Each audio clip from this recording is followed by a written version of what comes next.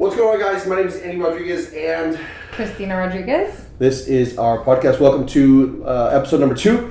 This is actually our second episode that we're doing. We're different feel than when you actually do videos, like how-to videos when you're like speaking in front of a camera, because this time it's like conversational and it's kind of different. So if you guys can, please like this video. Please leave a comment down below as to what you guys want to see next. His name is Trace, and before I show you him, I reached out to Facebook asking for people who were successful in my area so I can kind of get them in and kind of interview them. And so I got obliterated with messages. Like, it was like 60, 70 messages from people. And I got a lot of people like, hey, bro, like I had this, I think he was like 16 years old. It was like, hey, I own like 20 properties and like I'm doing all these things, got a charter. And so a lot of that stuff you kind of have to filter through. And when I heard what this young man was doing, it's kind of hard to believe because of the age. You always put like an age gap on things and like, oh, you can't do X, Y, Z because you're so young. So without further ado, guys, this is Trace. Yes. How old are you, Trace? 22. You're so young. Started real early, dude. You started really, really early. So tell us a little bit about what you do, like what started you. What do you do? So first and foremost, I own a small engine repair company. We repair like lawnmowers, generators, snow blowers. Currently, we have 7 locations across the United States. So we have managers, receptionists. I've learned to deal with hiring, firing, making sure people get paid. Like, I control the ins and outs of the company. But I'm not the person in the field doing it. Because there for a while, I've had the company for 5 years. Well, I had it longer than that, but I could only turn it legal when I turned 18. So Wait, you couldn't turn it legal until you were 18? I could turn it legal till I was 18. And what's funny is I had to go back and make the business legal like a few years before I was 18 because when I first bought my first property, I was 18 years old. That's awesome. I started about buying property at 18 years old. I had to pay like back taxes from like 2019 and 2018 saying that I made like $40,000 a year when really I was working at Ace Hardware, 15 years old, you know. Couldn't even, but I paid the IRS more than what I should have, but it's all right. Not a lot of people start, it's unheard of with that. Like, just the way you're talking about taxes. And he's 22 years old. I know. At 22, I didn't even know what taxes were. What were you doing at 22 years old? You were working at a doctor's office, right? Or a lawyer's office? I can't even remember. I think it was at the lawyer's office and getting my esthetician license at the time. I was doing heroin at 22 years old. Yeah. So I was doing heroin and smoking crack is what I was doing. All right, so hold on. You started talking about taxes. Explain to us a little bit as to like why you had to backtrack and increase your income so that you can get approved for the loans and stuff. So talk a little bit about that. Yeah, absolutely. I mean, I didn't want to live in a shack, and therefore I had to show that I made a lot more money. So I had to show that I made, I think it was like $30,000 or $40,000. It wasn't much. So I had to do that because to purchase a property, you have to show income for various years beforehand. That way the lenders can approve you. But yeah, so I just had to. Who taught you that? Well, That's not something. whenever I first was, before then I owned. I didn't own the property. I rented a small engine repair building before that, and But you rented it from somebody, and that was when I was like 17. I had the building, and then eventually we're like, all right, well, why don't we just get rid of the building? I accidentally threw a big party, and I invited a ton of people over, and they shot a firework at the next door neighbor's building, so we got kicked out of that place, which was a blessing. It was a blessing because after that, then, 2020, that was when the real estate was, very low interest rates and everything. So I had my parents, they're real estate agents, and they were looking for a property for me. We got a property just up the street from the shop, so we moved everything into this property. It's a 4-bed, 3-bath home, and I just had to get placed. I'd rather be putting money into a mortgage than just wasting money on rent. So I was like, let's just do this. It just seems optimal to do it that way. So That's amazing. Did your parents kind of help you convince you into buying property, or is that something you always wanted to do? Actually, can I go back to like my childhood? Yeah. Okay, so whenever I turned 7 years old, I got this little pocket like mini bike that I traded up with a military vest and a BB gun. I traded the dude for a pocket bike. And this is whenever I started working on the small engines and learning. My dad helped me out, trying to learn how to do small engine repair. Then eventually I just kept buying and selling go-karts. I had a whole YouTube channel on how to buy and sell go-karts. You were creating content? That's cool. How old were you? Oh, I was about 10 whenever I started, building content. This is Trace. Hey, we'll post the link up and you guys can hear my voice and everything on that. I was like, this is the Wildwood go-kart restorations, and then I switched the company over to Wildwood Smart Trades. It just made more sense that way. But before then, people were dropping off go-karts to my house when I was 11 years old, and I was repairing these go-karts and fixing it and giving it back to the customer. So therefore, I learned all business skills. And when I was like 11 to 12, and then I bought my first car when I was about 13 to 14 years old. I bought like a 1960s International Scout. I traded that up from Doom Buggy. It wasn't a Doom Buggy. It was like a go-kart, but it was an amphibious vehicle that I fixed up and traded for a vehicle. And then from there, this is when I started building my Doom Buggy, and that was Ford to 14 to 15 years old. I was still just fixing these go-karts, and eventually, with going to school and everything, I wasn't making enough money still. So, and my parents, I wouldn't say that we're the lowest income family, because we don't, we're not the lowest income, and I know this. But, my dad, he worked 40 plus hours a week. My mom was a stay-at-home mom because I had 3 younger brothers, so she had to be there for us. So yeah, my dad, he would consistently go to work. He didn't lose the job, but there was something that happened with being a bounty hunter, because he used to be a bounty hunter. And then before that, he was a border patrol, and before that, he was in the special forces. Nice. So yeah, forward on, then he became a bounty hunter, and there was something happened in Ferguson, and they changed the whole rules with being a bounty hunter. And then he started doing this trucking job, and that was not making enough money for all of us. So being the oldest in the family, I had to get a job, and I started working at Westlake Ace Hardware when I was 16, and I was bringing in checks and just giving them straight to my dad, so that way we could pay for the bills and get through that. It was really rough, because at that age I didn't understand what I was doing. Like, come on, Dad, you're taking all the money from me. But now, being a man, being where I'm at, having expensive, I understand the stress he was under. So I get it. I completely forgive for everything he's done, as far as all the loaning money and all that I gave into him. But yeah, so then eventually work started picking up in my shop. And I was like, all right. Then I started paying people to go do my job at Westlake Ace Hardware. And then I was like, all right, I just need to stop doing Westlake Ace Hardware and focus on my company. And then I was 16 to 17. I started really building my company, really bringing in customers. I learned that these go-kart engines are on mowers. Let's start doing mowers. And I started rebuilding and fixing. And anything the client told me to do, I was doing in the back of my parents' garage. And when I say parents' garage, it was probably about that wall to this. That's the section of the garage I had. There wasn't I had a whole garage, because we had piles of crap just falling on top of me. And I'll have to show you guys photos. I had go-karts hanging from the ceiling. It wasn't like I was just able to, I was bumping my head on go-karts and stubbing my feet on anything I could. Would you attribute your, the aspiration and the work ethic, would you attribute it to struggling when you were young? Oh, most definitely. Are you the oldest of? I am the oldest of four. I got 3 younger brothers. Okay, so you're the oldest too. Yeah. And you have a sick work ethic too.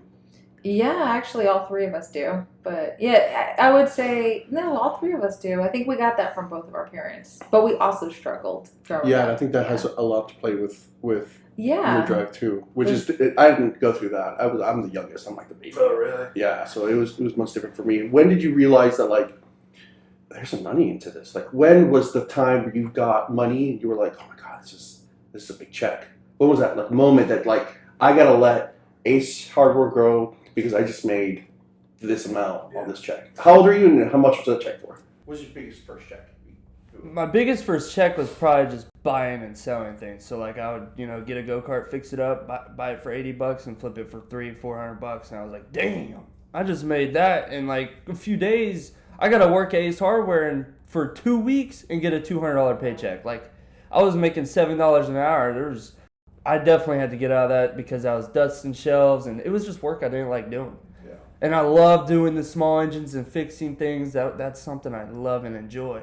And then from there, it just really just kept blowing up. And then eventually, I had a girlfriend that I had for about 2 years and then found out she cheated on me and, whatever. Kind of a downfall for me because... How old are you when that happened? I was probably 17. Okay. No, probably like 16, 17, somewhere in between there, they broke up. And before she broke up with me, I found this spot. Like I was moving this garage out of my, I was moving the small engine repair company out of my garage into a location off Raytown. And Raytown, you guys don't know, but it's in Missouri. That's where I'm from. It's from Missouri. I don't know where that is. You said it so casual too. Raytown. But then we got in there. At that time, I had an employee that was working for me. He was barely making anything. I felt bad for him, but he was just helping me. And we opened up the spot there and rented the spot next to us. It was like an underground storage shed. I paid like $350 a month for that. So that was my first actual monthly bill. And then we moved over to this big mechanic shop. I saw a for sale sign on there. I was like, hey, is there a way we could rent this place to me? And he was like, yeah, we could do it for like $1,000 a month. And I'm like, oh, man. I don't know if I can. I'm literally like 17 years old. I can't even sign the contract. I'm like, crap, I don't know if I'm going to be able to do this. And then he's like, all right, well, if you help me fix up the place, we'll lower the rent and you can do it. They were very nice at first. And then we were like, okay, great. So we started cleaning out the place, fixing it up, putting our signs up, and started opening business. And we were going to do like a lease to buy or, a rent to buy. And anyways, that completely fell through. They were like, all right, now that the shop's clean, you guys got to get out of here. Like, you're 17 years old. You can't even sign a contract. And I was like, freak. And at that same time, the girl broke up with me, and I was really at a freaking hard point in my life. And then, I started picking up drugs. And what kind of drugs? Oh, just marijuana. Just marijuana. And marijuana for me was, it was just something I knew I shouldn't have been doing, and that was the worst part of it all because I was breaking my self-habits and self-integrity. Like, I knew I shouldn't have been doing it, but I was so depressed. I was like, all right, I got to do this. Did that affect your work flow? It completely, as soon as she broke up with me, I am not even joking, I stayed in my bed for like a week and a half, didn't even get out. What would you recommend if someone's going through a breakup and has aspirations to want to become a millionaire? What would you recommend them do at that moment? Start listening to motivational speakers as soon as possible. Because that was the only way that got me out of bed, that got me from the suicide thoughts. And what really got me from the suicide thoughts is one day I told my mom that I was wanting to kill myself. And she looked at me and she's like, wow, I'm going to make sure this is easier for you this year. And, and then as soon as I told her that, the thoughts literally went away the next day. I had those thoughts for almost a year. And as soon as I told her that, the thoughts went away. just by telling one person. I bundled this up into my heart, and it was swaying me down physically. I couldn't think straight. But, and another thing that really helped me is I started reaching out to people, and I told them that things are going to get better. Because whenever I could just tell somebody that things were going to get better and they believed it, I started believing it. And then just every single day, I would go through my entire Snap every time at night because I wanted somebody to wake up to a motivational text or something to lift them up out of bed in the morning. And so every night I would spend 2 or 3 hours going through my entire Snap, sending these people, hey, pain is temporary, stop procrastinating, like you got to get up. We're going to get through this together. You were texting people that? Yeah, and I went through my entire Snap just, and then I really just started helping people. What did you did to, with that mentality of like wanting to speak and like motivationally speak, you had something at school, correct? Okay, so Before you get into that, let me show Christina the video. Got suspended for giving a motivational speech during lunch. Always gets better. Pain is always temporary. Was told I could not walk for my graduation. I overheard the video, and that's all I needed, and I was over there bawling Yeah, she and was vacuuming. She was sick. I mean, I'm real sentimental, so it's like that was so touching. And first of all, I can't believe that they suspended you Yes. You did get suspended? from high school. So I'll get to that part of the story because there's a lot involved in that. So yeah, I started sending these motivational quotes, and eventually I was able to move the shop into another rented building. And that was whenever I first had my first rented building, and that's when I completely moved out of my family's house at like 17. And because me and my parents weren't on good terms, because I picked up from these bad habits, I picked up selling these vape pens. And I sold these vape pens, like sold so many of these vape pens, because not only was I doing it, I had people underneath me going out and selling at night all the time. So what I did, like, I would get off school and I would drive all night selling these vape pens, and then from there I would do my small engine repair during the day. And there was times where I went to sleep for 3 or 4 days, just straight out, just because people would want these vape pens all night, all day. So I had these sellers go out instead, and they were just bringing me money. That's whenever I really learned about money, because I was getting cash. Like, I was getting so much cash. And then eventually I just ran that through my small engine repair company. And money laundering at a young age. But that was before I turned 18, so it wasn't completely illegal then, because I wasn't selling to minors, because I was still a minor. And then as soon as I turned 18, I cut that shit completely, and I started focusing on the business, started getting that up, getting clients in and out the door, employed 3 more people. They were making, like $10, $11 an hour, and that's when I started learning that, hey, my money can actually be used for human time, and it would take a lot more time for me to do this rather than just giving them $10, because our profit was like 30% every sale. So then, I started, literally, I slept in my car, slept in the shop, completely, me and my parents were just on bad terms, because I would ship these bars to them, and they're like, we want to get out of this. And also remember, this is the time during COVID, so they were like, we can't be having people show up to this house buying bars from you. And I was like, all right, I'm just moving. And then I got to the shop, and that was whenever that was my senior year. I was in the shop. Well, my junior year, I basically did work/school, and that's the way I was able to graduate through, like, my junior year. Senior year, remember, my attendance rate my entire senior year was like 16%. Like, I did not show up to school at all. And because I was making so much money, I was making more money than my principal, so I was like, why the heck do I even need to show up to school? Like, this is pointless. And my parents kept pushing me on that, like, you gotta finish school.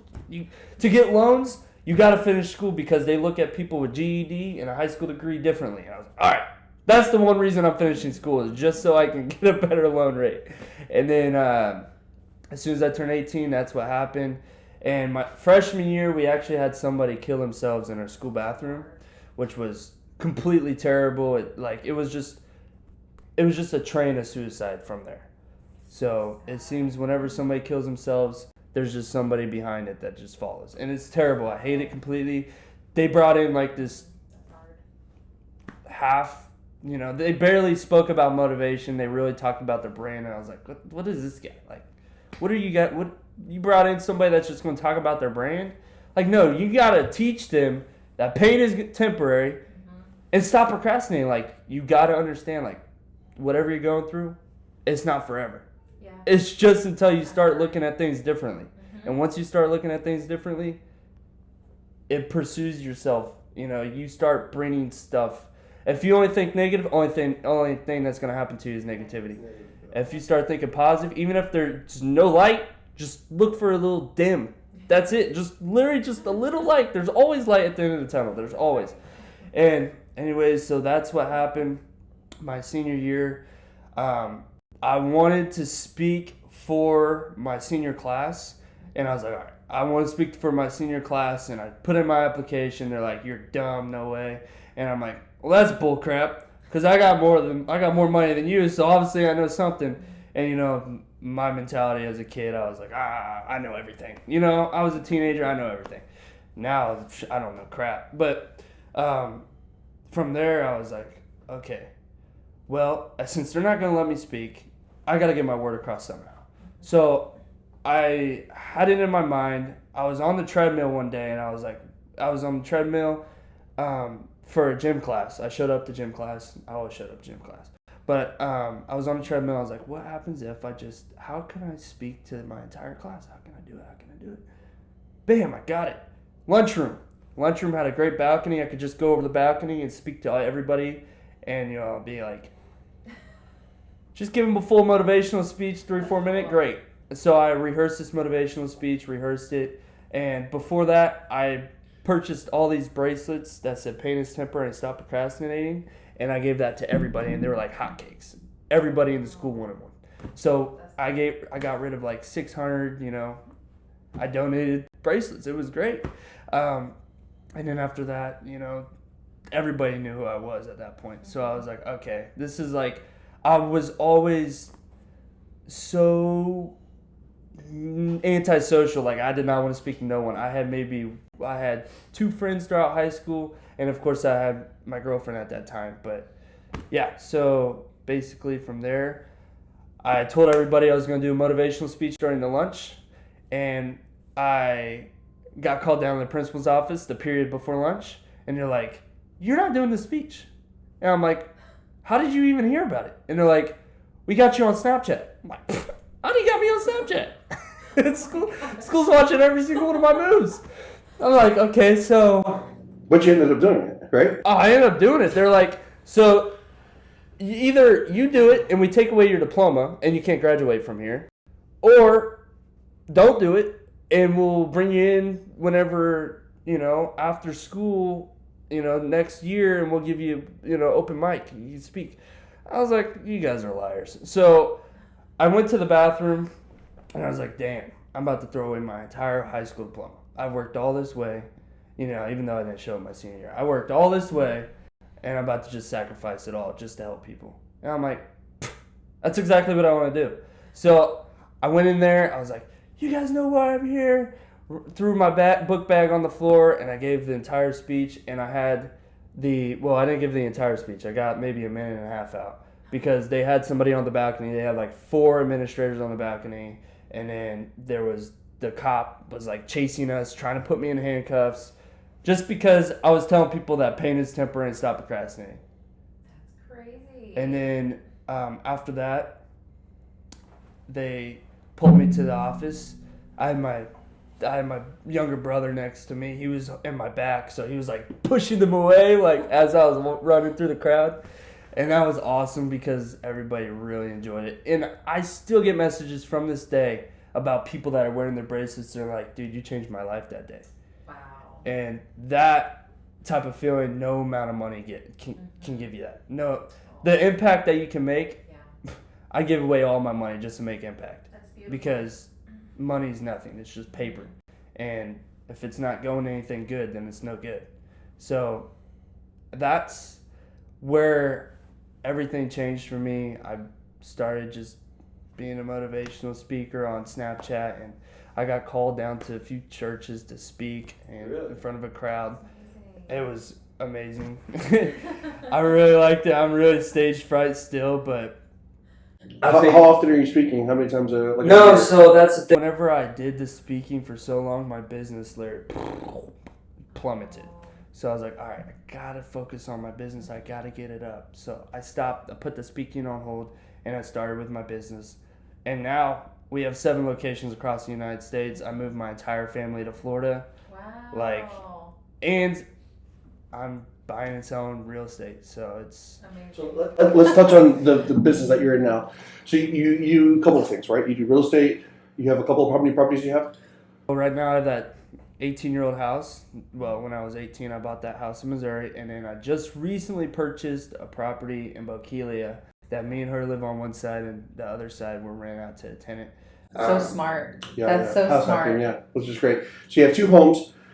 You also have your lawnmower business, right? Which is now in 7 locations that you said. Correct. How are you operating in one of the other 7 that you're not there? How did you get somebody to do the work? How did you make that connection to that somebody? How did you do that? Systems.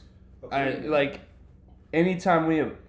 Well, first we put the job application out there. If we notice through Google Analytics if there's actual people wanting this service, all we need to do is connect the dots. Get somebody out there, run them, screen them, make sure they have all the certifications to do small engine repair, and then a receptionist could be anywhere in the world and do it. You know, all they have to do is be like, hey, you got to call this time, go out and do it that way. Okay, if you got any issues, you know, we have on board somebody that can answer any technician questions, any billing questions. We have it all. That's So amazing. I maybe spend 5 to 10 hours an entire month, and that goes straight to the business. The business is fully operational. Let me tap into this. All right, so you have a somebody who answers the phone, right? Somebody who answers the phone. So I log into your website. I'm in one of the 7 locations is where? Missouri? Yeah, so we have big cities. So we have San Antonio, of course, here in Florida, San Antonio, Texas. Okay, so I'm in San Antonio. I fill out the application. My fucking lawnmower broke. Yep. How from there?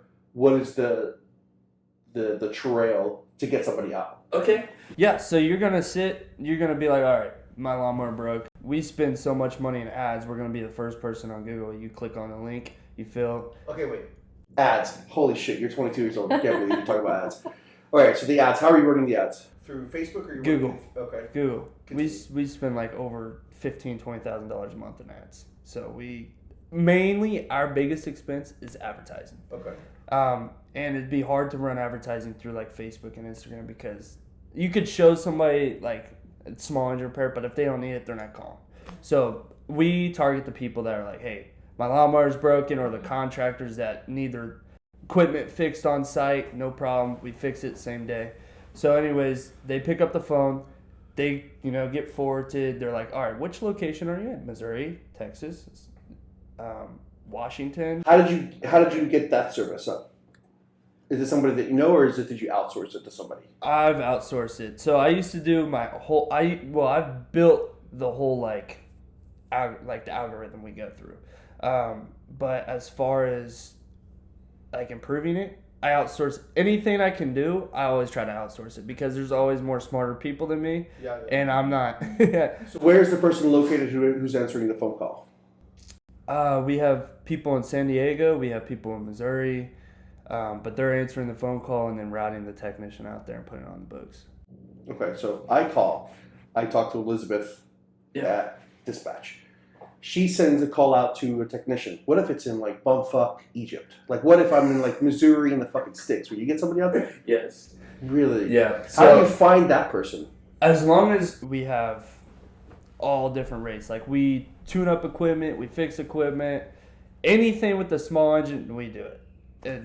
And we're trying to get into boats and ATVs and UTVs right now. We're advertising for it, but we haven't been able to find, because it's super hard to find these like qualified and fixing small engines and ATVs, UTVs. Yeah. Like it's a skill. So right now we're investing in a lot of courses. So we're investing in like video coursing and these Briggs and Stratton courses, so that way we can send it to the technicians so they can be certified, and then we can start advertising for we fix that equipment. Well, that's great. Are you doing this by yourself, or is there someone helping you?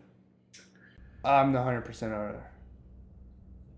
That's like so impressive. What are you bringing in a month right now? If you don't mind me asking. For the whole business, For the net. No, excuse me. Let me know your Gross? Yeah. we usually bring in about 50 to 75,000 a month. On what? Just the technician on the lawnmower stuff. Lawnmower stuff, yeah. Okay. That's impressive. Yeah, and we 40% net. So any dollar we get 40% of it. That goes right back to the profits. We actually have I have a whole system where 7% goes to taxes, 25% goes to the technician, 33% goes back to Wildwood and advertising, and then I get 20%. So any dollar we get, I get 20%. So I make sure I don't do any overspending because Right. I only get 20% of every sale.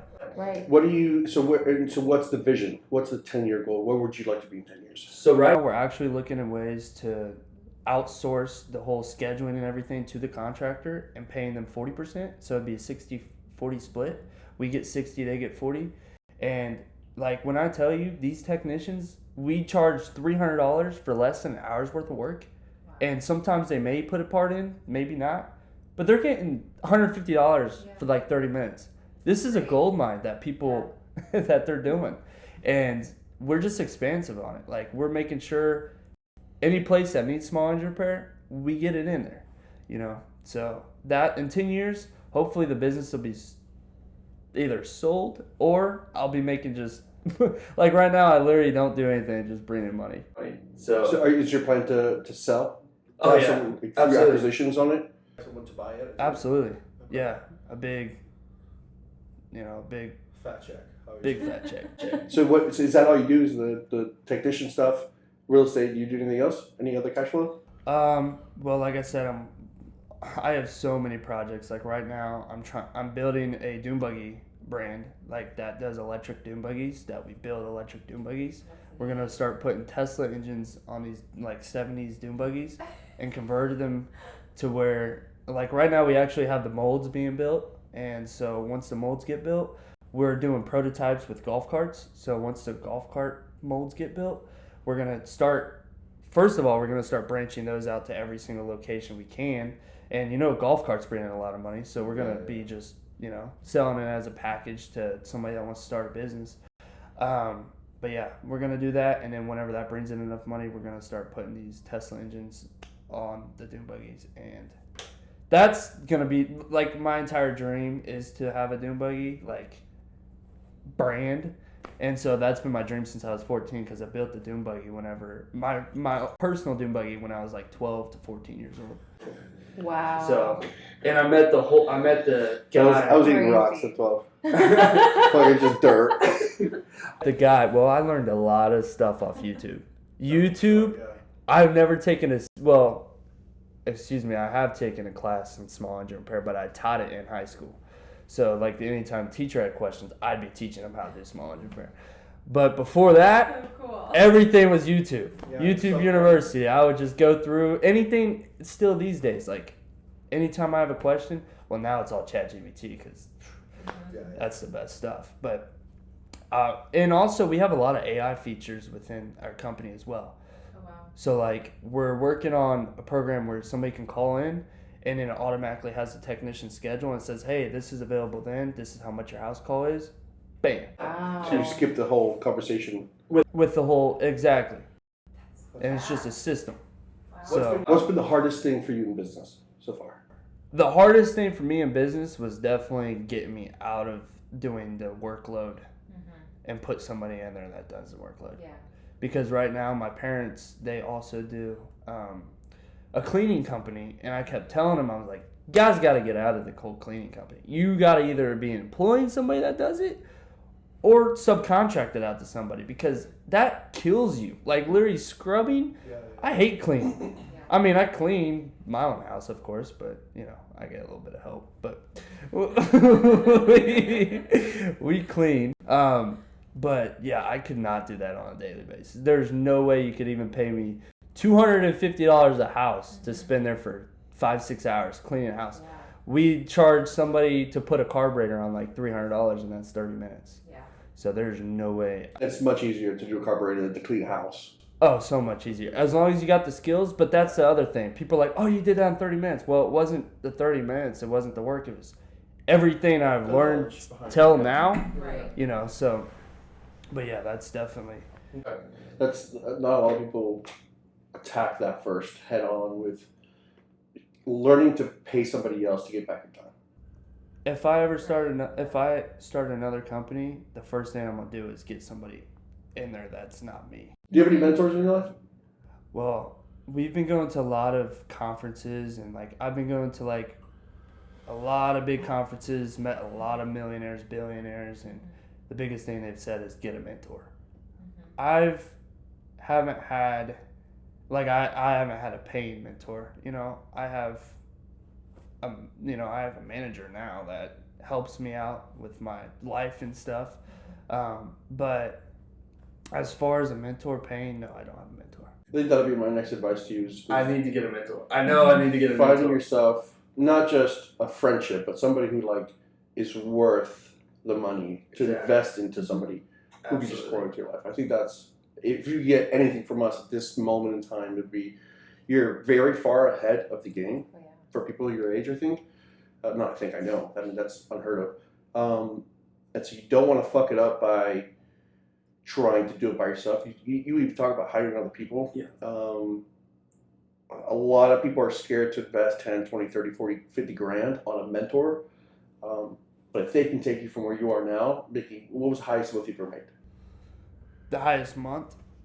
Oh, 75. That's the most the company. 75 to 175 a month, just because you invested 20, 30 grand on somebody who could just, even if they tell you, oh, they'll do this, and it's the simplest thing, that one change could really. Oh, absolutely. But that's also why I go to these conferences, because these conferences, they're full with business leaders and they teach their tactics. So, yes, I do want a mentor. I do want to pay somebody for a mentor. But if I can keep attending these conferences, there's a lot of mentors out there that are fake. There's a lot of fake freaking people. Like, buy my course, I know this. You're really only making money on the course, dude. You got no life other than that. So, but I gotta, like, the connection has to be there to where I gotta be like, oh, you know your stuff. This is the guy. And yeah, I would definitely spend $50,000 on that person. But until I meet that person, that's why I continue to go to these conferences. It's because anything they say, I'm gonna be like, you're kind of bullshitting me. Like, I don't really know. Like, but that's why I invest in these conferences. Like, we just went to a conference at RiseCon, and they were $1,800 seats, and we got around these big mentors. But either like I want a mentor that's like RiseCon, is that Ryan Pineda's group? That's WealthCon. WealthCon is Ryan, Yeah. But we just went to another. It was Clever, and we just went to that. It was in Miami. It was last week. So, and then we're going to another event next Wednesday, which is another conference in Miami. So, Bro, I love everything they're doing. I'm incredibly proud of the man that you're becoming. Seriously, this is something that like I dream that my son, who you met, I hope he takes the route that you're taking. The route of like being so young and like being so invested in not only like yourself, but like leaving a legacy for your family whenever you do have one. Yeah. So that's huge, man. Let the people know where they could find you. Where could they? You're on TikTok, I'm assuming. You're on Instagram. Yeah. I got platforms on TikTok, Instagram, Snapchat. I'm mainly on Snapchat though, because I speak to a lot of people on there. Instagram, I'm rarely on that, but TikTok's great. That's another homework piece that I could give to you is start pounding away on the social media side of things, because not only social media can help grow the business aspect, but it's going to help become the mentor. Because there's somebody out there that wants to learn exactly what you're wanting to do or what you're doing, and the only way that they're going to see that is either a sound bite, a clip bite, video form, whatever it is. So my suggestion is get a mentor and start getting more on Instagram creating content. That is the most important thing, is people's attention. Not only for business, but like also pouring into somebody else's cup that has no idea what the fuck they're doing. Start, pouring into them, start teaching them. And that could start with just a video on Instagram. So I encourage men, both as a couple. I mean, you guys can't see it, but the ladies here too. Is start posting content on what you do, who you are, because people need to see that every single day. And I think that the sky's the limit for you. Yeah, I would include YouTube in that too. 100%. I mean, you're obviously destined for greatness. I mean, from 7 years old. I mean, that's just, you have to have a really amazing aptitude for the kind of thing that you are doing. You're self-taught. I would definitely post on YouTube too, because there's so many people that you could reach that may only just be on that platform and not some of the others. But yeah, diversify. Okay. I see you going really far. Yeah, I do too. I see you going so far. You're doing stuff that like people that are in their 80s have never done, you know? I think you're going to be a life changer for a lot of people. Obviously you are. That's my dream. Yeah, I'm encouraged. I'm sure some people who are watching this are encouraged. If you guys can, I'm going to leave his links all down below. He's going to start posting a lot more on Instagram and TikTok and YouTube. He's going to start posting. If he doesn't, keep his ass accountable and make him start posting. But thank you guys for joining so much. This is a podcast, Journey to Millions, where we teach people how to go from zero through the journey straight to the millions. It's not all about money as well, but it's the impact that you can make on other people. And I believe Trace has been a huge pivotal moment on giving other people that, you know, what they need, information that they need, even not only just information, but also the encouragement that somebody may need to get from point A to point B. So with that, guys, I say cheers. Thank you so much for joining, and we'll see you guys on the next one. Peace.